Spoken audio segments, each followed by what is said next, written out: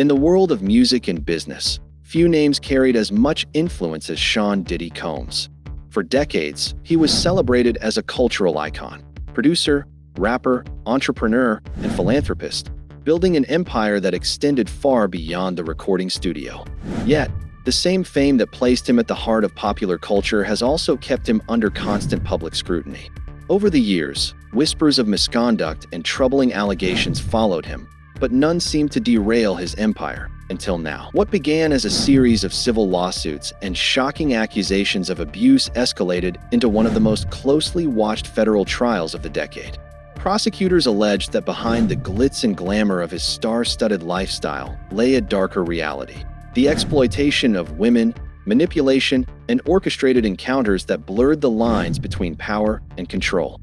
For months, the courtroom became a stage where survivors shared painful testimonies, painting a portrait of excess and abuse that stood in stark contrast to the image of the polished mogul. The jury's decision in July 2025 delivered a partial but historic verdict. Combs was acquitted of the most severe charges of sex trafficking and racketeering conspiracy, but convicted on 2 counts of transporting individuals for prostitution under the Mann Act. That conviction, though narrower than what prosecutors originally sought, carried the weight of accountability in a way his career had never faced before. And so, on October 3, 2025, the man once hailed as a self-made billionaire stood in a federal courtroom awaiting his fate. His sentencing was not just about the law. It was about power, celebrity, and the shifting tides of accountability in the entertainment industry. What followed was a judgment that would redefine his legacy, spark debates across the nation, and send a message that even the most untouchable figures could be held to account. When the jury returned its decision in July 2025, the courtroom was silent.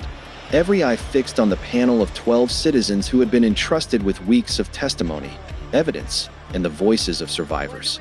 After hours of deliberation, the verdict revealed a complex outcome.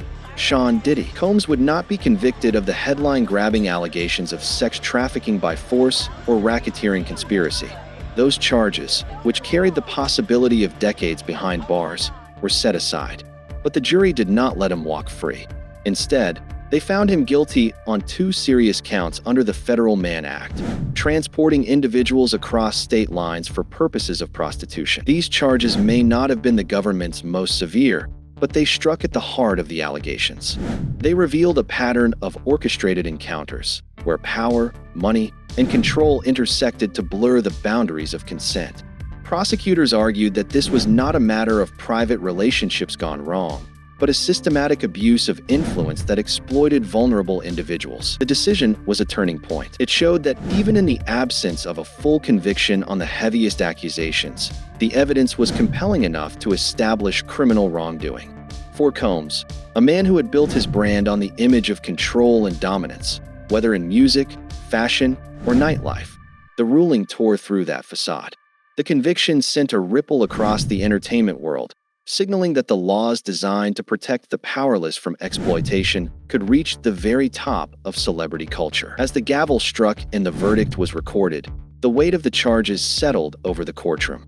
The path ahead was clear. Sentencing was coming. The question was no longer whether Sean Combs was guilty of wrongdoing, but how harshly the justice system would measure his actions, and what consequences a man of his stature would finally face. October 3, 2025, became a defining date in Sean "Diddy" Combs' life. In a Manhattan federal courtroom, the man who once commanded arenas and red carpets now stood before Judge Arun Subramanian, facing the cold weight of justice. The atmosphere was heavy. Supporters, journalists, and survivors all gathered to witness what punishment would be handed down to one of the most powerful figures in American music. The prosecution had pressed for a sentence of more than a decade, portraying Combs as a man who had shown no remorse and whose influence enabled years of exploitation. The defense, however, urged leniency, presenting him as a father, an entrepreneur, and a community figure who deserved a second chance. Both sides painted starkly different portraits, one of a predator who thrived on manipulation, and another of a flawed but redeemable human being. When the moment came, Judge Subramanian delivered a sentence of 50 months in federal prison, followed by 5 years of supervised release and a $500,000 fine. The ruling struck somewhere between mercy and accountability. For Combs, it was a devastating blow. Years of freedom lost, his empire shaken, and his reputation permanently altered. For the victims who had testified, it was a recognition of their voices, a formal acknowledgement from the justice system that what they endured mattered. Inside the courtroom, Combs broke down in tears. His legal team played a carefully crafted video montage, showing him with his children and highlighting charitable work, but it could not undo the gravity of the judge's words. Time already served would shorten his sentence, but the ruling made it clear his days of living untouchable were over. As the hearing concluded, one truth lingered. This was not just a personal downfall, but a cultural reckoning. The sentencing marked the beginning of a new chapter, one that would redefine how Sean Combs would be remembered, not as a mogul at the height of his empire, but as a man brought low by the very system he thought he could outlast. The sentencing hearing became more than a legal formality. It was a clash of narratives. On one side, federal prosecutors framed Sean Diddy Combs as a man who had long hidden behind his wealth and influence, orchestrating encounters that stripped others of their dignity. In their view, this was not a case of poor judgment or reckless living, but of deliberate exploitation carried out over years. They urged the court to impose a sentence of more than a decade, insisting that only a harsh penalty could reflect the severity of his actions and serve as a deterrent to others who might abuse fame in the same way. The defense countered with a dramatically different picture. Combs' lawyers spoke of a man who had grown up from humble beginnings, rising through sheer determination to become a symbol of Black entrepreneurship and cultural pride. They acknowledged flaws but argued he should not be defined solely by the charges on which he was convicted. They pressed the court to consider his philanthropic contributions, his role as a father, and the time he had already spent behind bars while awaiting trial. Their request was for a far lighter sentence, barely over a year, claiming that anything more would be unjust, especially after the jury had cleared him of the most serious trafficking allegations. The divide between these arguments revealed the deeper stakes at play. For prosecutors, the case was about accountability, showing that celebrity status could not shield someone from the consequences of criminal behavior. For the defense, it was about humanizing a man whose empire had already begun to crumble, pleading for leniency in the face of a tarnished legacy. As Judge Subramanian weighed these opposing positions, the courtroom became a mirror of public debate. Was this punishment a reckoning for years of abuse, or an excessive response to charges narrowed down by the jury's verdict? The answer, as the judge made clear in his final ruling, would lie somewhere in between. Yet for Combs, even that middle ground carried a sentence heavy enough to alter the course of his life forever. The day of sentencing unfolded with raw emotion, not just from the defendant, but from nearly everyone inside the courtroom. As Judge Subramanian prepared to deliver his decision, Combs sat quietly at the defense table, his usual confidence replaced by a visible tension. When the sentence was read, the weight of the moment overwhelmed him.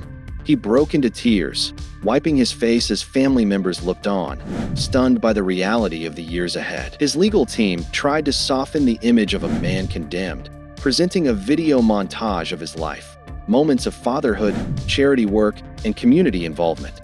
The carefully chosen images drew murmurs in the gallery, but for many present, they stood in sharp contrast to the testimony that had been shared during trial.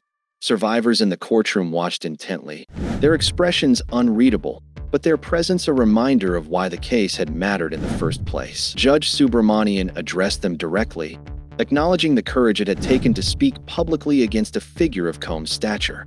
His words, "We heard you," offered a rare moment of validation, affirming that the justice system had not turned away from their voices. For some in attendance, it was a moment of vindication. For others, it was far from enough. Outside the courtroom, reactions were just as divided. Supporters described the sentence as harsh for the charges that ultimately stuck, while critics argued that Combs had escaped the full weight of accountability.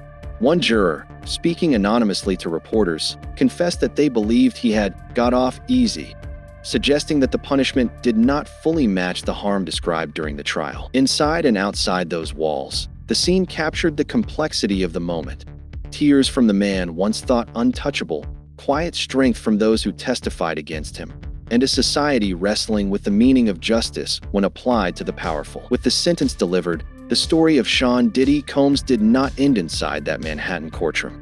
His attorneys quickly announced their intention to appeal, arguing that the judge had gone beyond the jury's findings by factoring in conduct for which he had been acquitted. This appeal sets the stage for a legal battle that could stretch on for years, keeping his name in headlines and prolonging the public scrutiny that has already dismantled his image. Yet the prison term is only one layer of the consequences now facing Combs. Beyond the criminal case, a wave of civil lawsuits continues to move through the courts, filed by women who allege abuse and exploitation in different chapters of his career. These cases threaten not just his finances, but the legacy of the empire he built. Partnerships once proud to stand beside him have already begun to dissolve. Brands, collaborators, and former allies have distanced themselves in the wake of the conviction. For the entertainment industry, the implications are larger than one man's downfall. The trial and sentencing of a mogul of Combs' stature represents a cultural shift, echoing the broader reckoning that has redefined accountability for figures once thought untouchable. It raises urgent questions about the balance between power and responsibility in industries where celebrity often grants protection from consequence. As Combs begins his prison term, the path forward remains uncertain.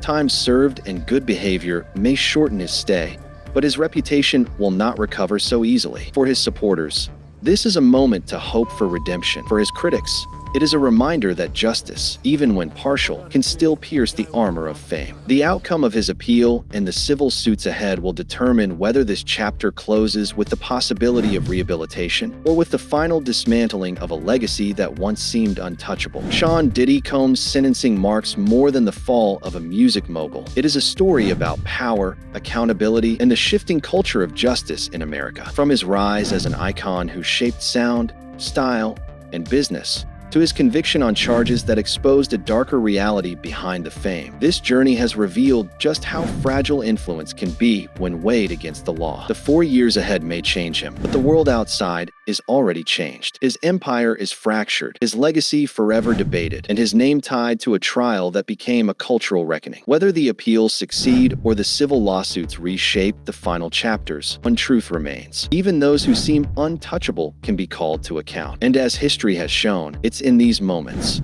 when the spotlight turns from celebration to scrutiny, that society redefines what justice means. If you found this story compelling, don't forget to like this video, share your thoughts in the comments below, and subscribe for more deep dive documentaries into the people and events shaping our world today.